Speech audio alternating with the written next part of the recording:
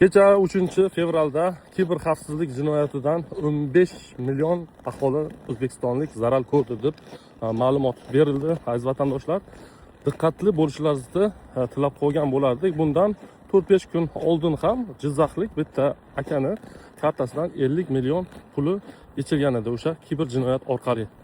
O'shaning uchun ogohlikka chaqirgan bo'lardik. Kimga o'sha APKT formatdagi Telegram orqali qanaqadir fayllar yoki qanaqadir telefonlar kelib sizni kartangizni yoki nomeringizdan kod kelishini so'rab telefon qilsa, aks holda javob bermang.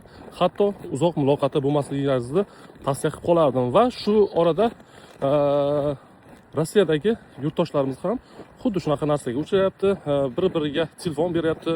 O'rtog'i, yaqini so'rab telefonni olib, uni nomidan kredit olib va u kreditlar juda ham ko'p pena tug'ib, aks holda o'sha sud orqali deportatsiya va undirilyapti. O'shaning uchun ogoh bo'ling.